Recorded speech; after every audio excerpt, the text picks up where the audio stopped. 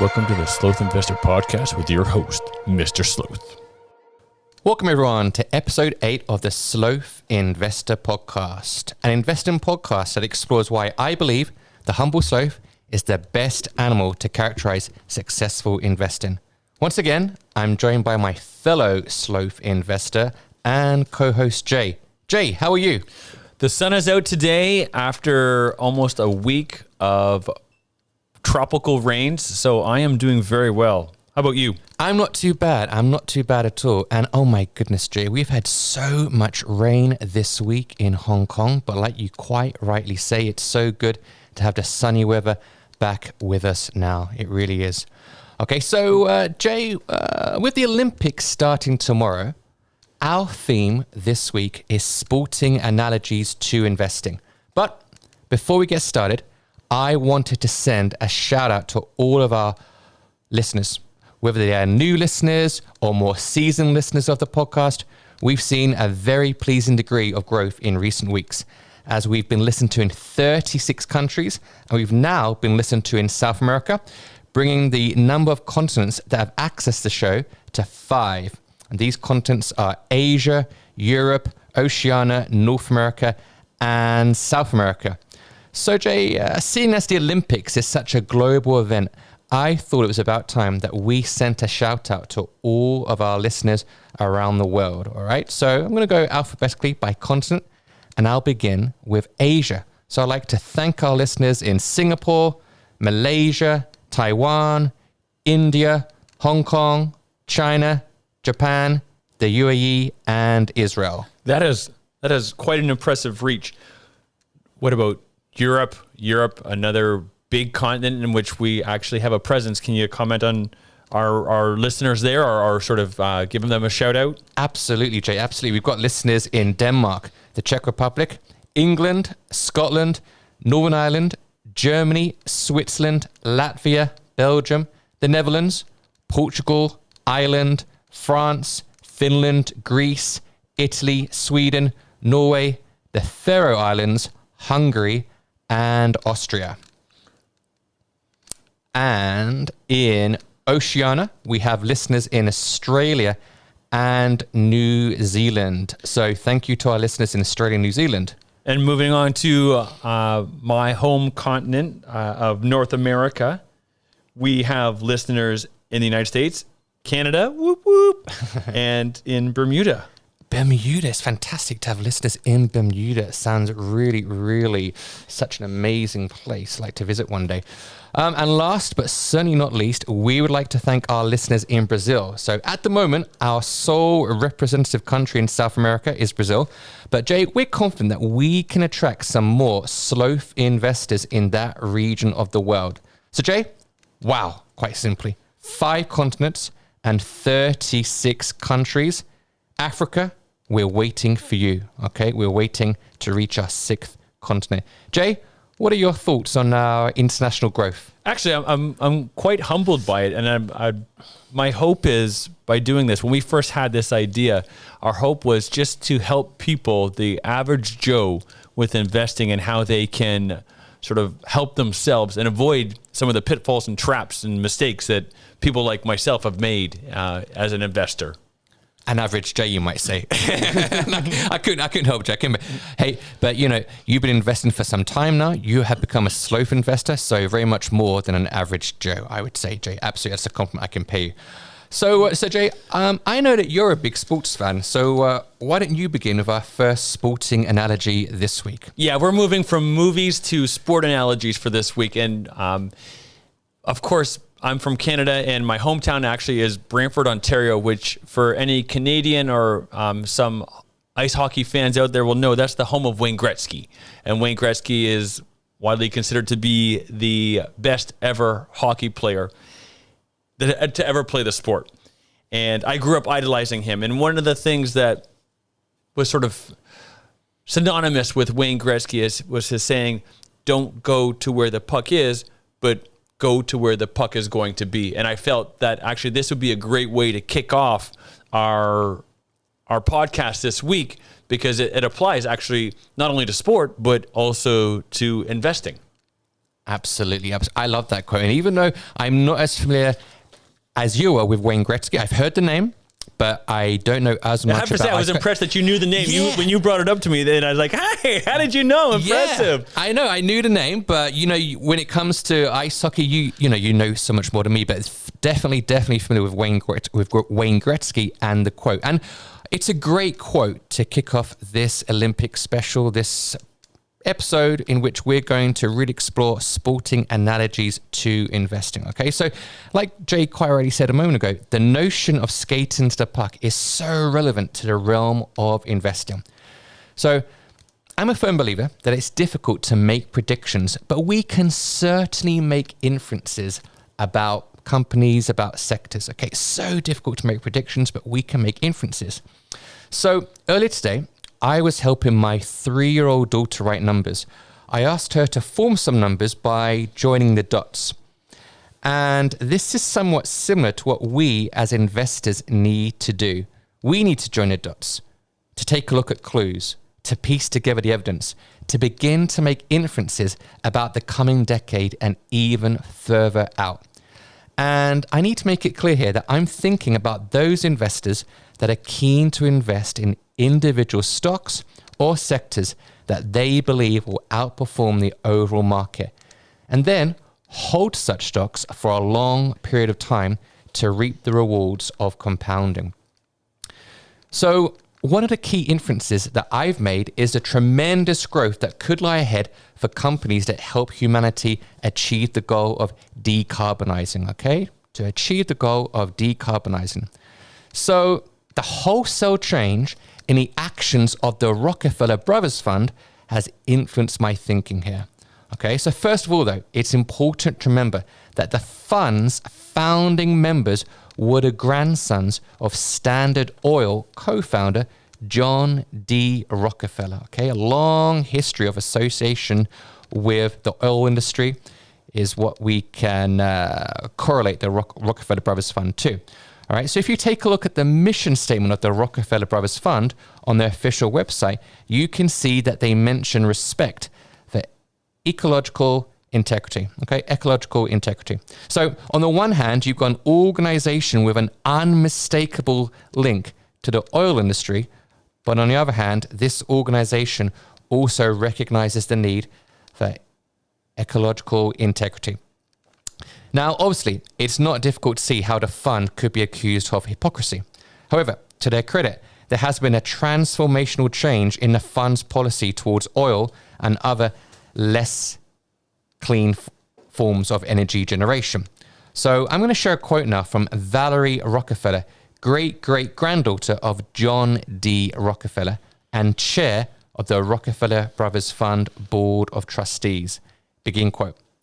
Oil is obviously a definitional part of my family's past, but it has no place in our future. End quote. In addition, these are the words of Stephen B. Heinz, president and CEO of the Rockefeller Brothers Fund. He states, begin quote, "We were one of the leading foundations supporting work to combat global warming. And here we still were invested in the very substances that were causing global warming in the first place. We spent the last 5 years proving oil was bad, not only for the environment, but for the bottom line. The rationale for continued investment in gas and oil is fading fast." End quote. Now, in addition to the type of transformational policy thinking that we're seeing on the part of the Rockefeller Brothers Fund, we can also take note of several other key factors on horizon. So I would argue that consumers are increasingly aware of the need to invest in cleaner, greener forms of investment, perhaps galvanized by the attention that has been shone on figures such as David Attenborough, the nature broadcaster, and Greta Thunberg. Also, in November of this year, 2021, we've got the United Nations Climate Change Conference, also known as COP26. It's scheduled to be held in the city of Glasgow in Scotland. We're seeing a range of initiatives such as the United Nations Race to Zero campaign. And then there's the Climate Pledge initiative that includes companies such as Amazon, Microsoft, Mercedes-Benz, PepsiCo, Unilever, and many others. And finally, the Biden administration has made it very clear that clean energy is a chief priority. This is what Jennifer M. Granholm, Secretary of Energy, recently had to say on a recent budget request that was tailored towards clean energy generation. Begin quote. President Biden's budget request puts America in a driver's seat as we transition towards a 100% clean energy economy. These investments will ensure the US is the global leader in research, development, and deployment of critical energy technologies to combat the climate crisis. End quote. So many things we can see there in connection to clean energy, okay, and the potential growth within the area. So, Jay, what are your thoughts on clean energy? I'm just going to back up for 1 second to the opening quote about Wayne Gretzky, go to where the puck is going to be, not where the puck has been. And it makes me think of now, as you were talking, I was starting to think about Andrew Hellum. And Andrew Hellum has dug into the likelihood of an active broker who you might give your money to and who is taking your money and investing it in different stocks. And the likelihood of that active broker beating the market in 2 years consecutive, 3 years consecutive is very unlikely. And so when I think about what's happening, one of the mistakes I was making, I was giving my money to a broker who was like, oh, this has gone up a lot, we're going to invest in this. And that's the mistake that a lot of people are making. They're going to where the puck has been and not where the puck is going to be. And perhaps this sort of relates to green energy. Yeah. And this is the future. This is where it has to be. And it makes me think of David Gardner from the Motley Fool and his pinned tweet. And he says something along the lines of, make your portfolio reflect your best vision of the future. And I know for me, on a personal level, I've started to get out of my, I had until about a year ago, oil investments. They paid a decent dividend, and they were doing okay as a return. But when I read that quote, I started to think, you know what, that I do need to be aware, and I need to be someone who's putting action behind my words. And for my own children, I hope they would do the same.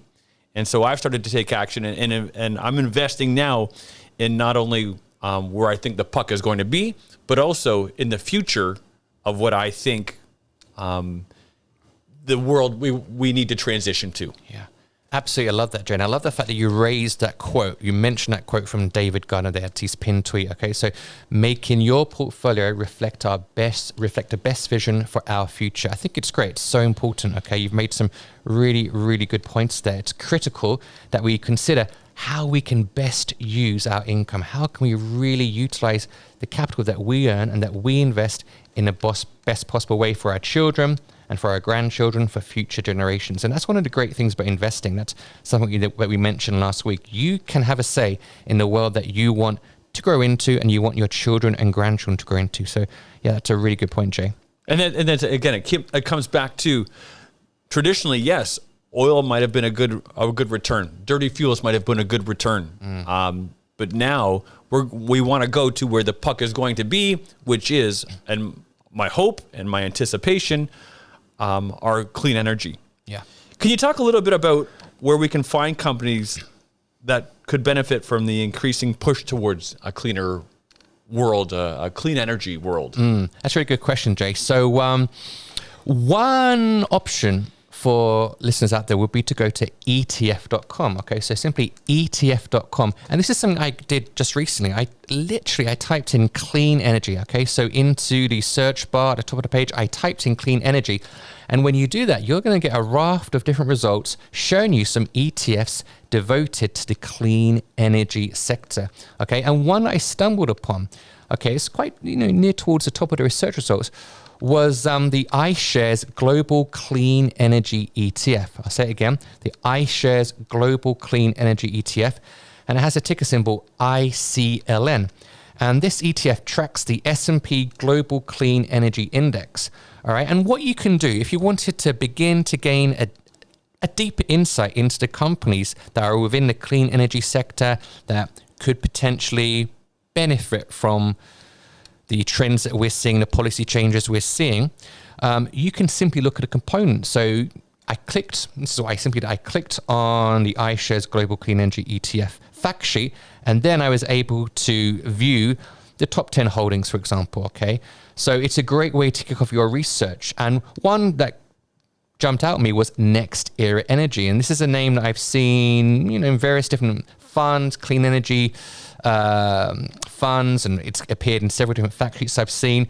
That's one I'd like to dig a bit deeper into. So again, to all the listeners here, listen to Jay and I, please don't just go ahead and, buy a stock if we've mentioned it. Go ahead, do your own due diligence, read more about it. What does the Motley Fool have to say about seeking alpha?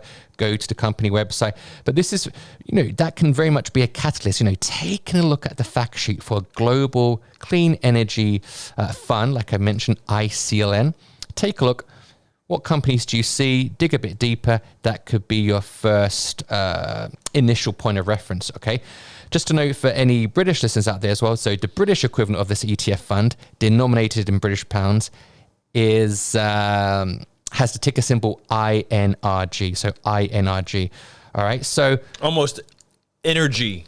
Almost energy. I like it, Jay. I like it. Okay. So again, like I mentioned before, if you see a company and it piques your interest, take a look. What has the Motley Fool written about them?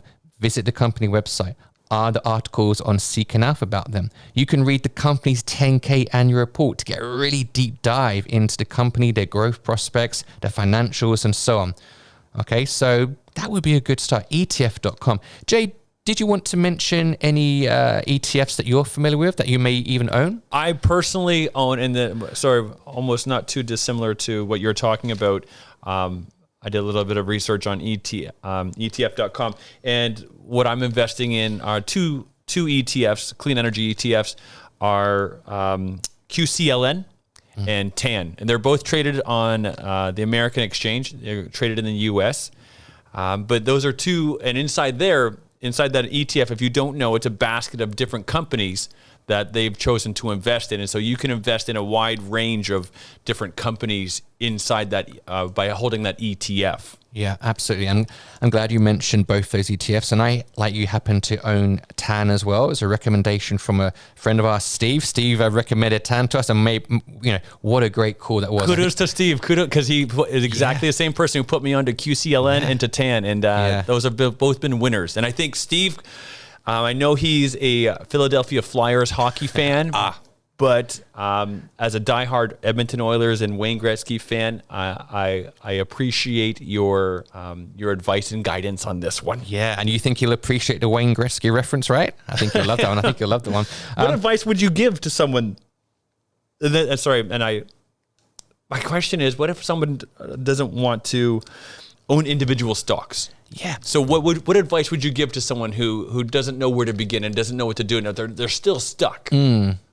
Yeah, that's a really good point, because, perhaps this person, they've come to the conclusion that the puck is heading towards the expansion of clean energy and they want their portfolio to reflect this, but perhaps they don't feel they have the expertise or, perhaps even the time to select the specific stocks that are likely to be best for them. So what could these investors do? Well, what I would say, buy the ETF. If you really feel you've done your due diligence, you've done your research, and you've explored different documents, and you really feel that there's a particular industry that's going to be a real growth area, but you don't feel confident enough, or you don't have the time to really select those individual stocks, then buy the ETF, okay? So we can mention that not only with regards to clean energy, but I could also mention that with regards to genomics, okay? So genomics is an area that's been garnering a lot of attention within the last 12 to 24 months. It really has, okay? And I know myself that, that area, genomics, I really feel like I need to be a specialist in that regard. The more and more I read about it, the more mystifying it becomes. It's like a blurry mist, really, when I read about it. But on the other hand, I don't want to miss out, because I really do feel there could be growth within the area. So I own the ARKG fund. And Jay, am I confident in saying that you own that fund as well? Right? Yes. Yeah. Kathy Woods, like her or loathe her, love her or loathe her, she has been quite successful. Now, I will mention that the fees for the ARC funds, I think they tend to be around 0.75%, which is traditionally a bit higher end for an ETF. There's some ETFs that are like as low as like 0.15% annual fee. But so far, touch wood, she's really been able to identify areas. Her and her team have been able to identify areas that, sectors and companies that are going to really go to where the puck is going to be. Yeah. It's really, really important. What about investors? How can they gain insights into potential growth areas over the coming decades and further out? It's a really good point. So we've mentioned clean energy. We've mentioned genomics. And the thing is, you read the Motley Fool website, you follow people on Twitter, and it's overwhelming. There are just so many potential growth areas, okay? So, let me begin now with some other avenues through which people can learn more about where these growth areas could be, okay? Where could the puck be going towards, okay? So I've mentioned the Motley Fool a few times now, but yeah, absolutely. The Motley Fool website at fool.com is a fantastic resource, okay? So I'm going to mention 3 of their contributors right now. There are many more, but I'm going to just pinpoint 3 right now. So the first is Leo Sun. Okay, so he's a tech writer for the Motley Fool. So a simple Google search of Leo Sun Motley Fool. That's Sun, S-U-N, not S-O-N. Absolutely, S-U-N. Thanks for that, Jay. That's brilliant. Yeah, Leo Sun Motley Fool will enable listeners to read his articles, okay? And you can also follow him on Twitter. And his Twitter handle is TMF, capital TMF, Sun Lion. Okay, so capital T, capital M, capital F, SUNLION. And he's got some really great insights with regards to the tech industry. Another great writer is Jason Moser, an analyst for the Motley Fool. He is the host of the Motley Fool podcast Industry Focus and can also be followed on Twitter by locating his handle, which is TMF, capital T, capital M, capital F, capital J, M-O, small letters M-O. So TMFJ-M-O, Jason Moser. And the final person I mentioned is Brian Feroldi. He's an amazing follower on Twitter, and the fact that he has almost 200,000 followers is testament to this, okay? And his Twitter handle is at Brian Feroldi, and it's capital B, then R-I-A-N, capital F-E-R-O-L-D-I. An amazing follow. So can I just make mention before we go on that we it might sound like it. We're big fans of the Motley Fool, but we have nothing to gain by mentioning them. There is no financial interest for us.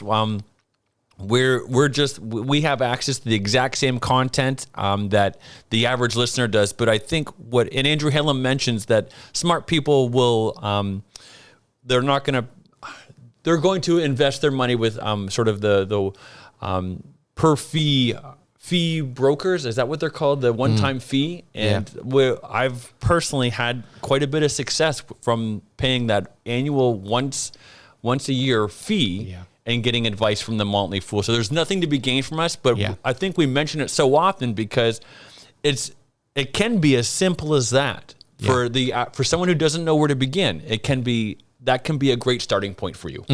Absolutely. And I was going to mention this a little bit later, but I'll mention it now. So we've got to remember, we all have our own investing palette. Okay, so I like to make a comparison to eating in a restaurant. Okay, so when we go to a restaurant, it's invariably the case that everyone will want to order a different meal. Some of us like spicy food. Some of us will not be so keen on spicy food. We all have a different palette, don't we? Taste palette. And it's the same with investing.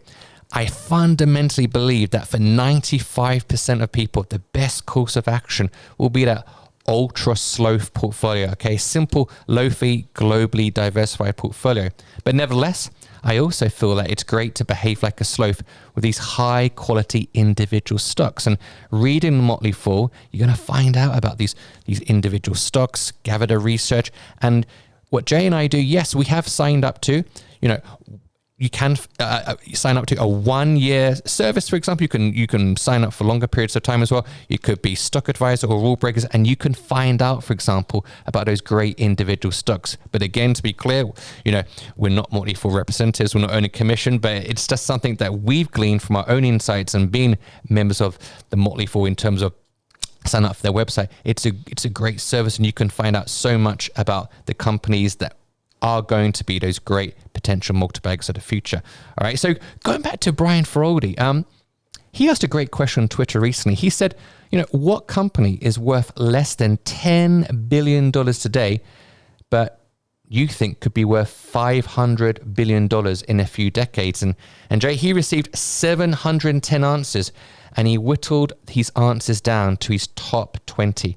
Okay, so for the sake of brevity, I won't share all 20, but I'll share one of them now. Okay, and I'll start with Ozone. Okay, and you have mentioned this one before. I've mentioned this one before, and can you believe it? That was one of the top 20 answers from his question on Twitter. Okay, and Ozone, for those who are not familiar, this company is the leader in Russian e-commerce. Okay, the ticker symbol is quite simply OZON. And the company is experiencing tremendous growth right now. Okay, so when I think about Ozone, I'm reminded of a great quote by the American author William Gibson. It's a short quote. Here it is. Begin quote. "The future is already here. It's just not evenly distributed." End quote. Okay, so this quote refers to the fact that the things that will constitute the normal or everyday within the lives of those living in the future already exist for some today. Okay, so when we consider e-commerce, the cynic might state that there's little room for growth. Amazon is an almost $2 trillion company. How much more room for growth can there really be with regards to e-commerce? However, it's important to recognize that e-commerce is certainly not, to use Gibson's phrase, evenly distributed around the globe. So in this regard, we have Ozone in Russia. There's also Sea Limited in Southeast Asia, the leading e-commerce player in that region, with the ticker symbol SE. Incidentally, as Jay just mentioned, we've discussed both of these companies before during episode 3 of the podcast, during our episode on owning the world. Okay, episode 3, owning the world. So if you think that e-commerce has still got a long runway for growth around the world, then Sea Limited and Ozone are two names that are certainly worth looking into. Please don't go out and buy the stock on what we're saying here. Do your own due diligence. Read what the Motley Fool says. Maybe take a look on Seeking Alpha, another great investing research site. Maybe take a look on the company websites. Okay, but do your own due diligence. That's for sure. Would you like to touch on the importance of reading perhaps outside of the conventional investment sites and how this can help us understand the direction of, where the puck is going to be? Absolutely, Jay. That's a great question. Okay, so I'll mention a great book by Kevin Kelly. Okay, and it's entitled The Inevitable: Understanding the 12 Technological Forces That Will Shape Our Future. And it was released in 2016. Okay, and shout out to my father-in-law, John, here, because he actually owns this book. And I must have read it about 4 or 5 years ago now when I was staying in his home. And let me just mention the gist of the book, okay? So the book is broken down into these 12 technological forces, okay? Into these, and they form the 12 chapters, okay? And here's what they are: becoming, cognifying, flowing, screening, accessing, sharing, filtering, remixing, interacting, tracking, questioning, and beginning, okay? And those 12 words are the themes of this book, okay? And they form the 12 chapters of the book, okay? So what I'll do, I'll just share an insight now from chapter 5, okay, on the subscription economy, okay? So this is what Kevin Kelly has to say on the subscription economy. And he obviously believed that there's growth to be had there, that there was growth with regards to subscriptions, okay? So begin quote: "The switch from ownership that you purchase to access that you subscribe to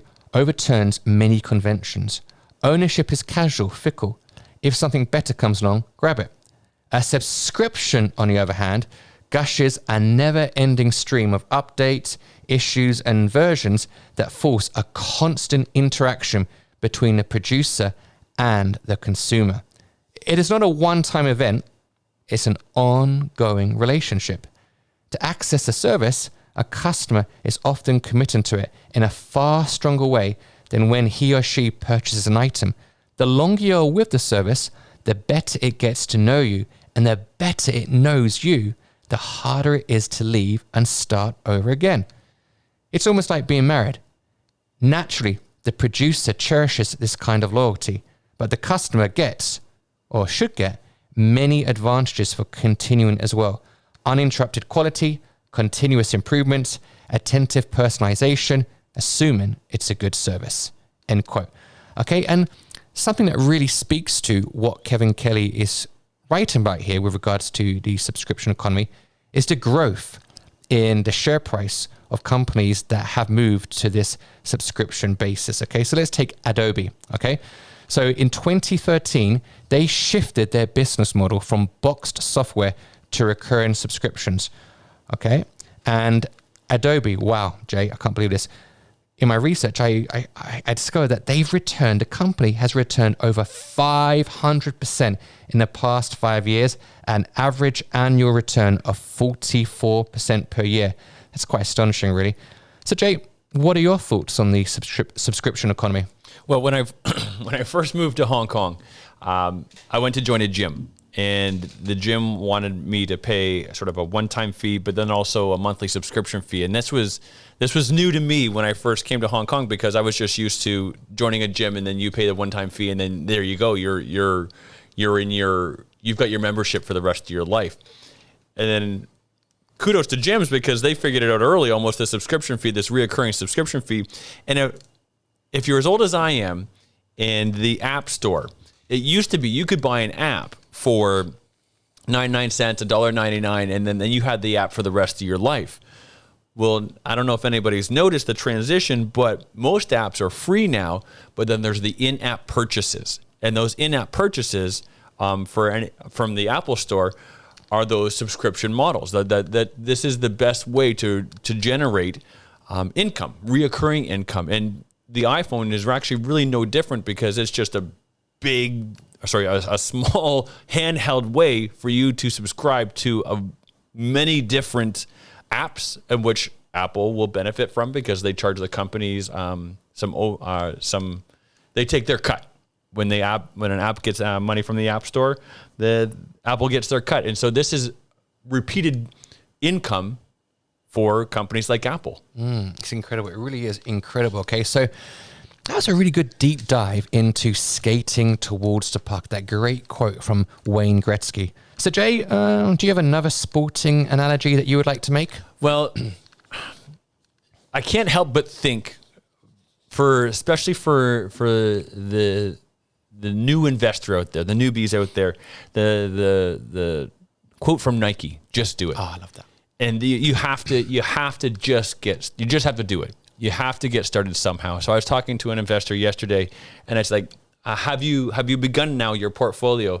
And like, oh yeah, I just invested $200 US. And I was like, you know what? That's great. There's nothing to, you sound a bit sheepish about it, but there's nothing to be sheepish about, because you just need to do it. You just need to get started. And that's dip your toe in the water. Find your comfortability level, find what you want to do, and find how the system works and how you can invest. And I think that, for me, that's a great way to begin, is just dip your toe in the water and just do it. Just try it, and you'll learn some lessons, but not be afraid to get going.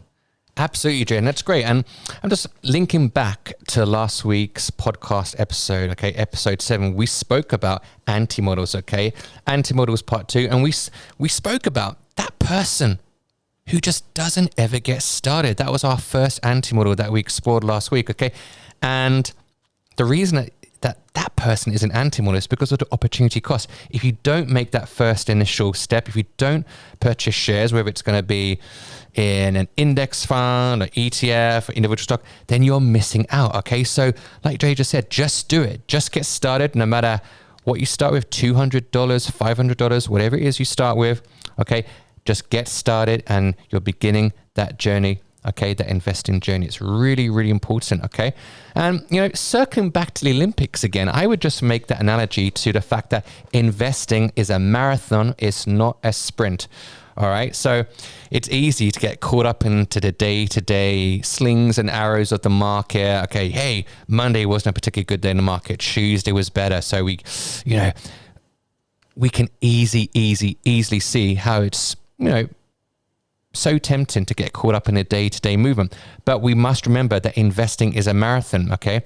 So compounding takes time, and the very best investors that I know, okay, are those who have held tight, whether it's individual stocks, whether it's ETFs, they've held tight for a long time, they've tuned out the noise, and they've committed to the fact that investing is a marathon. It is not a sprint. Bonnie Blair, for those of you who know American speed skating and a 5-time gold medalist, she said, winning doesn't always mean you're first. Winning means you're doing better than you've done before. Oh, I love that. And that's, to me, again, that's the same thing that, you know, you can be winning at your investments by just doing better than you've done before. Absolutely. That's great. Can you, okay, you're from the UK. The home of football / soccer, for those of you who are in North America. Surely you must have a soccer / football analogy that you might want to make. Jay, thank you for asking. I can't resist. Okay, anybody know? I got my hockey one in.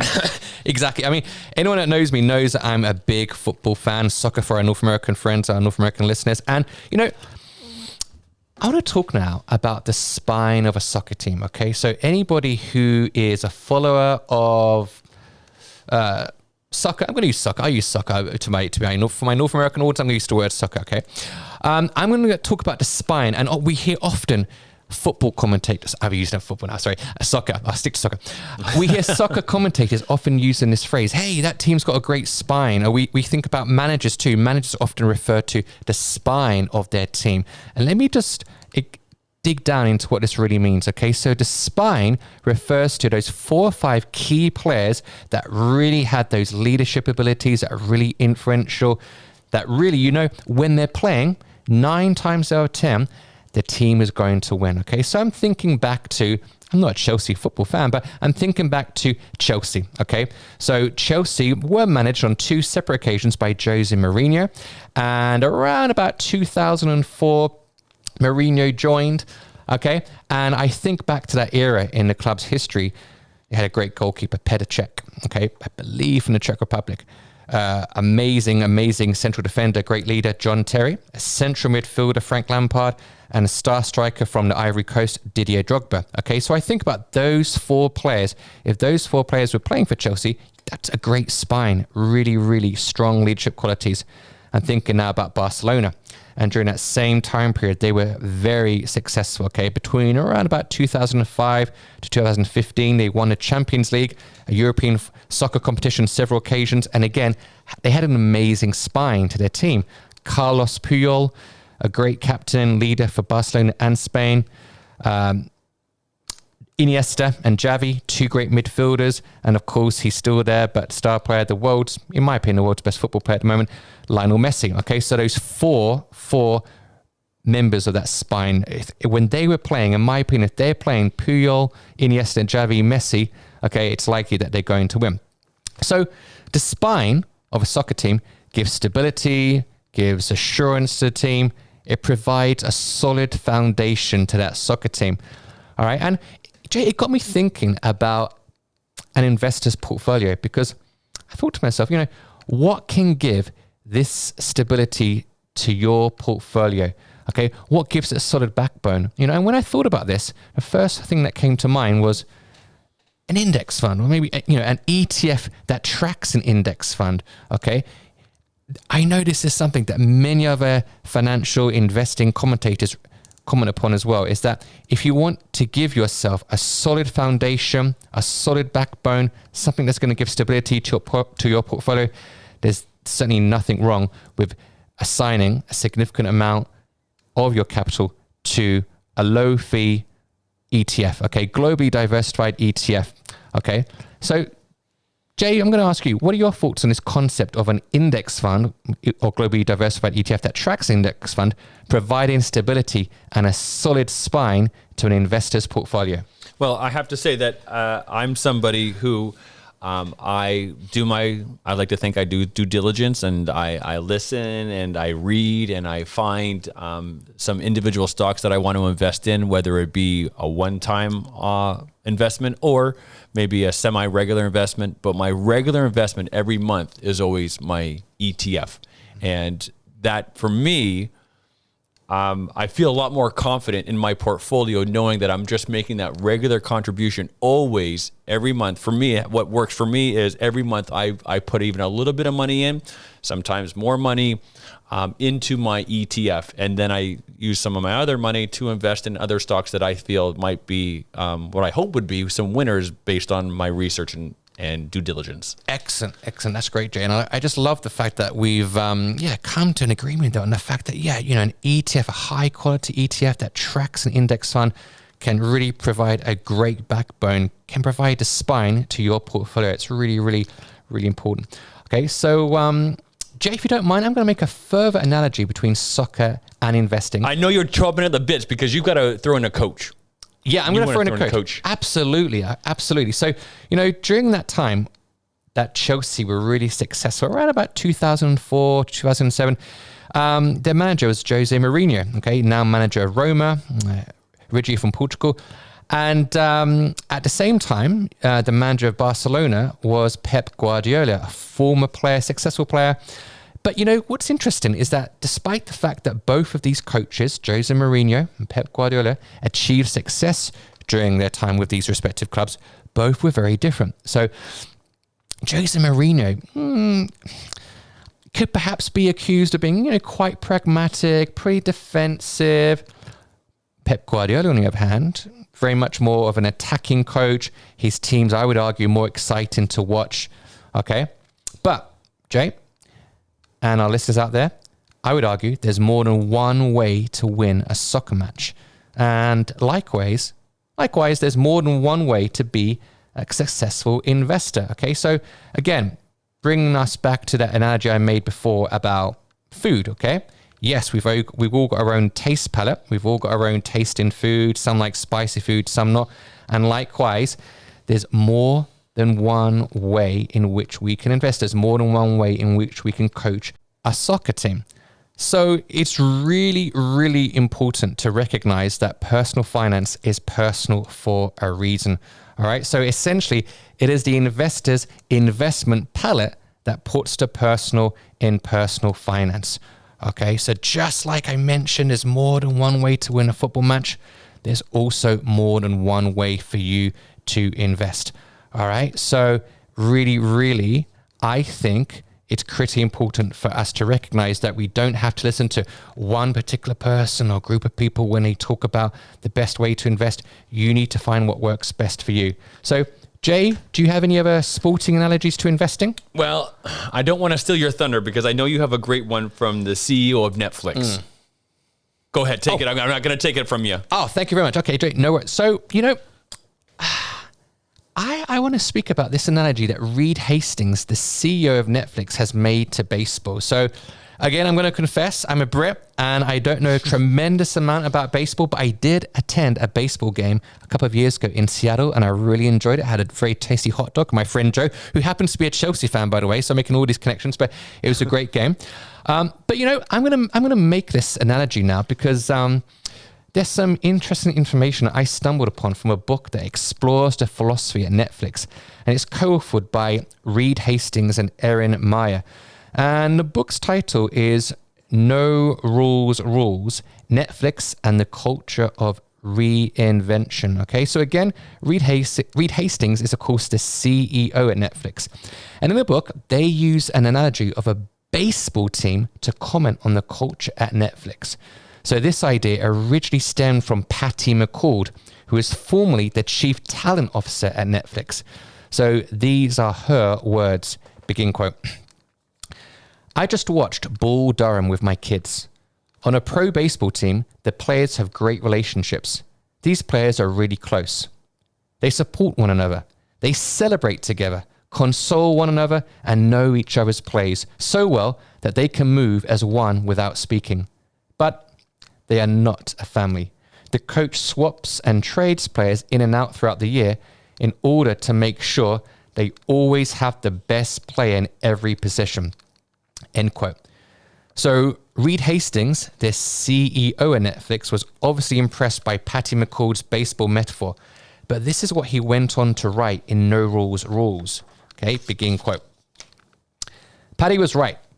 At Netflix, I want each manager to run her department like the best professional teams, working to create strong feelings of commitment, cohesion, and camaraderie, while continually making tough decisions to ensure the best player is manning each post. A professional sports team is a good metaphor for high talent density because athletes on professional teams demand excellence, counting on the manager to make sure every position is filled by the best person at any given time. Train to win, expecting to receive candid and continuous feedback about how to top up their game from the coach and from one another. No effort isn't enough, recognizing that if they put in a B performance despite an A for effort, they will be thanked and respectfully swapped out for another player. On a high-performing team, collaboration and trust work well because all the members are exceptionally skilled both at what they do and at working well with others. For an individual to be deemed excellent, she can't just be amazing at the game, she has to be selfless and put the team before her own ego. She has to know when to pass the ball, how to help her teammates thrive, and recognize that the only way to win is for the team to win together. This is exactly the type of culture we were going for at Netflix. This is when we started saying that at Netflix, we are a team, not a family. Team members are playing to stay on a team with every game. For people who value job security over winning championships, Netflix is not the right choice, and we try to be clear and non-judgmental about that. But for those who value being on winning teams, our culture provides a great opportunity. Like any team successfully competing at the highest level, we form deep relationships and care about each other. End quote. So I know, listeners, that was a really long quote, but I thought it was a really great way for us to understand the world of business and how it can really be connected to the world of sport. And I like the fact that they've touched upon baseball, the connections there between baseball and the culture there at Netflix. So, Jay, any thoughts there about that? No, I you know what? I have to admit that I had never heard that quote before, and I'm just rereading it as you're going through it. And actually, it's hard to disagree with it, right? Yeah, it's hard. At first, you're like, "Well, that's a bit cold." Yeah. We're a team, not a family. But then, Yeah. It actually seems quite right. Yeah. I mean, I'm going to read about it. I missed out from before, but, that he mentions if we are going to be a championship team, then we want the best performer possible in every position. The old notion is that an employee has to do something wrong or be inadequate to lose their job. But in a pro or Olympic sports team, the players understand the coach's role is to upgrade, if necessary, to move from good to great. So yeah, like you say, it could be seen as cold at first, quite ruthless. But fundamentally, if we take a look at the success of Netflix, the subsequent rise in the share price, then, that culture is working for them. Okay, it may not be that culture would work in every single business entity, but, we can see that at Netflix, that culture has been pervasive and that culture has worked for them. That's for sure. Jay, is there any other analogies that you can think of with regards to sports? I think I might be analogied out at the moment. Analogied out. I'm going to make just one or two more, if you don't mind, listeners. I'm going to make one, two. So I'm thinking about the Tour de France. And, listeners, I'm going to put your mind at ease. Now, if you think back to last week, guys, I spoke about the fact that I had a fixed mindset. And I, as an 8-year-old, did not want to learn to ride a bike. Jay and my fellow listeners out there, I can put your mind at ease. I did eventually learn to ride a bike. So I did, guys, don't worry. I'm not 38 years old as I am now, and I'm not someone who cannot ride a bike. I eventually learned to ride a bike. Okay? At 36 years of age, right? Yeah. So Tour de France. Let me talk to you about the Tour de France, okay? When we think about the Tour de France, we can think about the ups and downs of that trail, okay? The ups and downs of the route that the cyclists take. And again, I think we can make a fitting analogy here to the ups and downs of the market. As someone who's invested for the long term, like Jay and I are, and as many of our listeners will hopefully be, you need to expect and you need to really appreciate the fact that there's going to be ups in the market, there's going to be downs, okay? That's just an essential part of being a long-term investor, okay? So likewise, the Tour de France, there's mountainous parts of the trail, the route that the cyclists take, and there's downs, of course. Okay, so I think that Tour de France analogy is something that I quite like as well. And the Tour de France, of course, just finished recently on Sunday, the 18th of July here in 2021. And I would just make perhaps just one more analogy, and I'm going to come back to soccer here. And I'm thinking back to those players that I mentioned, okay, Barcelona and Chelsea, okay? I'm thinking in particular about Barcelona, okay, a Spanish team, okay? They were at the peak of their powers between 2005 to 2015. And during that time, they had players from France. I'm thinking about Thierry Henry. The Ivory Coast, I'm thinking about Yaya Toure. Thinking about a great player called Samuel Eto'o, a great striker from Cameroon. And from Argentina, of course, there's Lionel Messi. So even though Barcelona, a Spanish team, they have been made up and still are made up of amazing players from around the world. Okay, and the analogy that I would make is your portfolio. Okay, don't succumb to home bias. Don't just think, you know what, I'm going to invest in companies in my home country.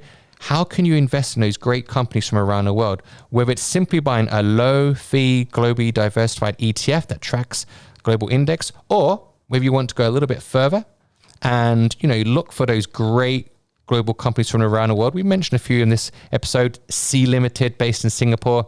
We've mentioned Ozone. Okay, do you want to make sure that your portfolio represents the great companies from around the world? Okay, that exist today in 2021 and beyond. Okay, so that's something that's really, really important to consider. And Jay and I, you bring up a really good point, because I think of all hockey teams. Yeah, and they're no longer. It used to be they were predominantly made up of just Canadians. And if you make that mistake nowadays in a truly global world, you need to have the best players from all around the world, not just from your home country. And it holds true in soccer. It holds true in hockey and baseball. I would say that it holds true in your portfolio. Absolutely. Absolutely. Okay. And if anybody wants to learn more about how you can own the world in your portfolio, then I definitely recommend that you listen to episode 3 of the Sloth Investor podcast. And Jay, you used a great quote earlier, a great Olympic quote. And kind of to round things off for this episode, I like to apply a quote now from Jesse Owens, okay, a fantastic American sprinter from the 1936 Olympics in Berlin. And this is a quote that I love, and I think it has so much relevance to the realm of investing. Okay, so here it is, begin quote. We all have dreams, but in order to make dreams come into reality, it takes an awful lot of determination, dedication, self-discipline, and effort. All right, so when I think about dedication, I think about that need to continually invest, okay, whether the market is up, whether it's down, just continue to invest, stay the course. Be headstrong. Be headstrong, absolutely. Persevere, be headstrong, okay? And when I think about that self-discipline, okay, be disciplined, be headstrong. Don't be swung by the financial media or the neon lights that you see invariably that appear on Wall Street within news bulletins, okay? Be headstrong, don't be swayed by the slings and arrows of the market. Ignore the noise, tune things out, and have that self-discipline, okay? So I absolutely love that quote from Jesse Owens, an iconic American sprinter. I really do. That's a great way to finish out our podcast. Thanks very much for tuning in, everyone. We will see you very soon on our next podcast, and we actually think we have our next topic sorted out, but we'll reveal it maybe on Twitter before too long. Absolutely. Thank you so much, Jay, and have a great week, everyone. Take care.